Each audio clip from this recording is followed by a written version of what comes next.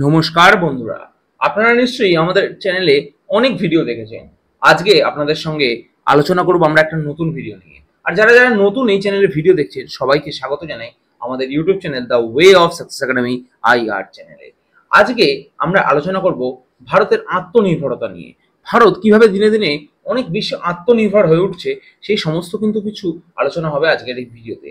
আর আপনি যদি ভারতের এই উন্নতি সম্পর্কে জানতে আগ্রহী হন অবশ্যই কিন্তু ভিডিও শেষ অবধি দেখবেন, তাহলে আমরা জানতে পারবো ভারতের এই উন্নতির পথে কত নতুন নতুন জিনিস সমাহার হচ্ছে এবং ভারত কিভাবে এই উন্নতির পথে এগিয়ে যাচ্ছে।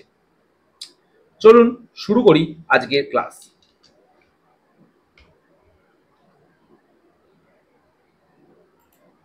সবার প্রথমে আমরা যে বিষয়টার উপরে আলোকপাত করব সেটা হচ্ছে ইন্ডিয়ার এয়ারক্রাফটের উপর। ইন্ডিয়ার এয়ারক্রাফট মানে আমি কি বলতে চাইছি, নিশ্চয়ই আপনারা প্রত্যেকেই দেশ বিদেশ বা দেশের ভেতরে বিভিন্ন জায়গায় প্লেন বা উড়োজাহাজ যাই বলুন না কেন তাকে ইংরেজিতে এয়ারক্রাফট বলা হয়, তাতে করে ভ্রমণ করেছেন। আচ্ছা, এই এয়ারক্রাফটে করে যখন ভ্রমণ করেছেন আপনি কি ভেবেছেন এই এয়ারক্রাফট কে তৈরি করেছে বা ভারতের এয়ারক্রাফট নিজে তৈরি করে কিনা? অবশ্যই আপনি হয়তো ভেবেছেন বা নাও ভাবতে পারেন। যদি ভেবে থাকেন বা জেনে থাকেন তাহলে তো খুবই ভালো। যদি না জেনে থাকেন তাহলে শুনুন, ভারত কিন্তু এয়ারক্রাফট ক্যারিয়ার বা উড়োজাহাজ, যেটা এয়ারক্রাফট ক্যারিয়ার না, উড়োজাহাজ যেটা, সেটা কিন্তু ভারত নিজে তৈরি করে না। এবং ভারতের কাছে কিন্তু এই উড়োজাহাজ তৈরি করার মতো কোনো ইঞ্জিনও নেই। তাহলে কোথা থেকে ভারত এগুলো নিয়ে আসে? ভারত নিয়ে আসে বিদেশি কোম্পানি থেকে। এবং বিদেশি কোম্পানি থেকে ভারত এই এয়ারক্রাফট এনে আমাদের যে মার্কেট সেখানে কিন্তু ভারতের যে এভিয়েশন সেক্টর সেখানে ইউজ করে।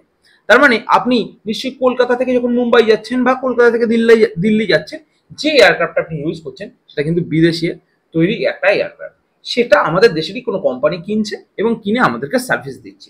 এই ঘটনাটা কিন্তু ঘটছে। আচ্ছা, এই ঘটনাটা যখন ঘটছে তাহলে নিশ্চয়ই আমাদের মনে রাখতে হবে এই ঘটনাতে কোন কোন দুটো কোম্পানি মেনলি ভারতের মার্কেটের উপর শেয়ার রেখেছে। দুটো কোম্পানি, একটা এয়ারবাস আর একটা হচ্ছে বোয়িং। আপনি শেয়ার পার্সেন্টেজ দেখতে পাচ্ছেন, যেখানে এয়ারক্রাফটের শেয়ারের পরিমাণ কিন্তু 67% নিয়ার অ্যাবাউট এবং বোয়িং এর শেয়ার পার্সেন্ট কিন্তু প্রায় নিয়ার অ্যাবাউট 19.75 বা 20%-এর কাছে। এই দুটো কোম্পানি কিন্তু পুরো ভারতের মার্কেট জুড়ে রয়েছে। আচ্ছা, এই দুটো কোম্পানি, দুটো একটা ইউরোপীয় একটা USA, এই দুটো জায়গার কোম্পানি। তাহলে এই দুটো জায়গার কোম্পানি যদি পুরো ভারতের মার্কেট জুড়ে থাকে তাহলে নিশ্চয়ই আপনিও জানেন USA বর্তমানে যেভাবে চলছে ভারতের সঙ্গে US এর সম্পর্ক, তাহলে যে কোনো সময় US এর যদি মন পছন্দ না হয় তাহলে সে ভারতের উপরে স্যাংশন জারি করতে পারে। আচ্ছা, যেই স্যাংশন জারি করবে আপনি কিন্তু যে প্লেনে করে যাতায়াত করছেন সেই প্লেনটার মেনটেনেন্স আর হবে না। বুঝতে পেরেছেন? মানে ঘটনা হলো আপনি তো প্লেনে করে যাতায়াত করছেন, প্লেনটার মেনটেনেন্স হয়, সেই মেনটেনেন্স প্রোভাইড করে কারা? তারাও কিন্তু ইউরোপীয় কোম্পানি, মানে যারা তৈরি করেছে তারাই বা তাদের কোনো সাবসিডিয়ারি কোম্পানি কিন্তু প্রোভাইড করে। তাহলে যখন স্যাংশন জারি হবে সেটা কিন্তু আর হবে না। তাহলে এই জায়গায় কিন্তু ভারতের একটা বড় দুর্বলতা রয়েছে।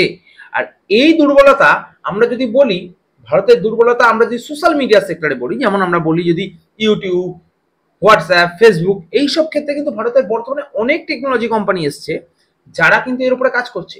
হয়তো আর কিছুদিনের মধ্যেই আমরা সোশ্যাল মিডিয়ার জগতে আত্মনির্ভর হয়ে উঠবো।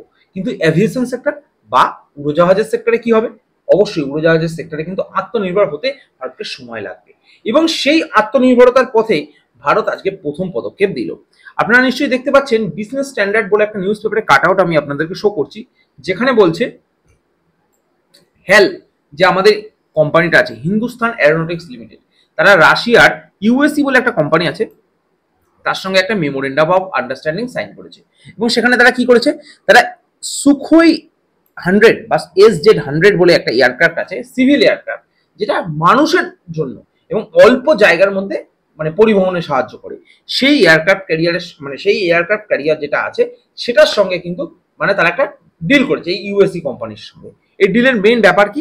এই ডিলের মেইন ব্যাপার হচ্ছে ভারত এর পরে কিন্তু নিজের দেশে অ্যাসেম্বল করবে এই হেলের যে সেক্টর রয়েছে বা হেলের যে ম্যানুফ্যাকচারিং সেক্টর রয়েছে সেখানে এই প্লেন, এবং এই প্লেন ম্যানুফ্যাকচার করাতে কি হবে?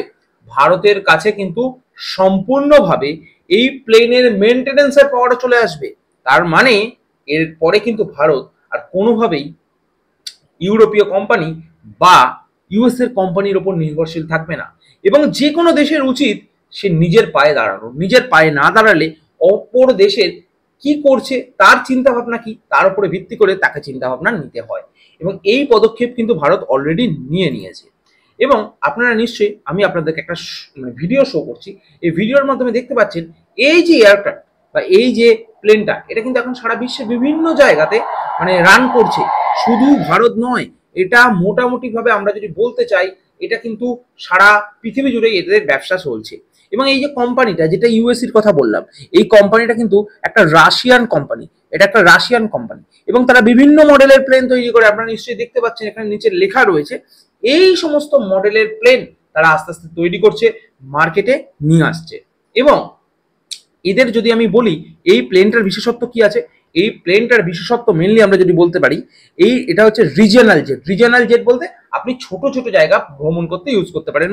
মনে করুন আজকে আপনি কলকাতা থেকে উঠে মুম্বাই যাবেন বা ভারতের বিভিন্ন জায়গায় যাবেন, সেক্ষেত্রে কিন্তু এই প্লেনটা আপনাকে খুব ভালোভাবে সাহায্য করবে। কিন্তু এই প্লেন বা এই এয়ারক্রাফটে করে আপনি কিন্তু প্রচুর দূরের লং রান করতে পারবেন না। কেন পারবেন না? কারণ এর যে পাওয়ার বা এর যে ক্ষমতা, সেটা কিন্তু এখনো সেই লেভেল অবধি পৌঁছয়নি।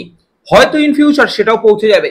এবং বোয়িং বা এয়ারবাস এইরকম কোম্পানির জন্য একটা কিন্তু ভালো কম্পিটিশন বা টক্কর আসতে চলেছে ইন ফিউচারে। কারণ ভারত এমনই একটা জায়গা যেখানে প্রচুর মানুষ রয়েছে এবং মানুষের দিনে দিনে উন্নতি হচ্ছে, মানুষের হাতে পয়সা আসছে, মানুষ কিন্তু খরচও করছে।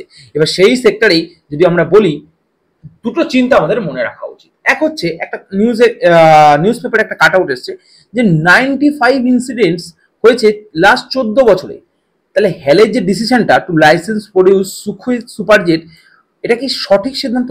আপনার মনে নিশ্চয়ই এই প্রশ্নটা আসছে। একটা নতুন কোম্পানির প্লেন আসছে, তো আমরা কি সত্যিই নিরাপদ? আমাদের কি কোনো চিন্তা হওয়ার কথা না? কারণ কিছুদিন আগেই আহমেদাবাদে এরকমই একটা দুর্ঘটনা ঘটে গেছে। এবং এইরকম চিন্তা মানুষের ভয় আসবেই, কারণ সে তার জীবনটাকে প্লেনের মধ্যে সুরক্ষিত করে নিয়ে যাচ্ছে। তো প্লেনটাই যদি সুরক্ষিত না হয় বা প্লেনটাই যদি ঠিকঠাক ভাবে না থাকে, তাহলে কিন্তু সমস্যা হতে পারে। এইরকম একটা চিন্তা কিন্তু মানুষের মনে আসছে। এবার সেক্ষেত্রে 95 ইনসিডেন্টস কিন্তু কম না। সেক্ষেত্রে আপনাদেরকে বলে রাখি, বর্তমানে কিন্তু যদি আমরা বোয়িং এয়ারক্রাফটের কথা বলি, তারা 107টা ইনসিডেন্ট হয়েছে 2000-এর পর থেকে। সেটাও কিন্তু খুব একটা কম নয়। বলা যায় দুটো প্লেন কোম্পানি কিন্তু একই জায়গায় প্রায় রয়েছে বা একটু কম বেশি রয়েছে, এবং দিনে দিনে আপগ্রেডেশনের মাধ্যমে এটা কিন্তু আরো সেফটি প্রোটোকল আরো কিন্তু আপগ্রেডেড হবে। এই হলো টোটাল ঘটনা। এবার আপনাকে একটা জিনিস মনে রাখতে হবে, হঠাৎ রাশিয়া কেন ভারতের সঙ্গে এই ডিল সাইন করলো? রাশিয়া কি ভারতের বন্ধু হিসাবে ডিল সাইন করলো? দেখুন, সবার আগে বলছি, ইন্টারন্যাশনাল রিলেশনে কোনো বন্ধু বা শত্রু বলে কিছু হয় না। এখানে no one is permanent friend, no one is permanent enemy. তাহলে কেন India's aviation sector to grow by 10%, এইরকমই একটা নিউজ প্রায় 2025 সালে জুন মাসে কিন্তু বেরিয়েছিল। তাহলে ইন্ডিয়ার এভিয়েশন সেক্টর যদি বৃদ্ধি পায় 10% হারে, তাহলে নিশ্চয়ই যে দেশের কাছে সেই সমস্ত জিনিস তৈরি করার ক্ষমতা রয়েছে, তারা তো চেষ্টা করবে মার্কেটে নতুনভাবে এন্ট্রি নেওয়ার জন্য। এখন একটা পজিশন দাঁড়িয়েছে, যে পজিশনে ইন্ডিয়ার এয়ারক্রাফট সেক্টরে কিন্তু নতুন একটা কোম্পানি বা নতুন একটা দেশে এন্ট্রি হচ্ছে।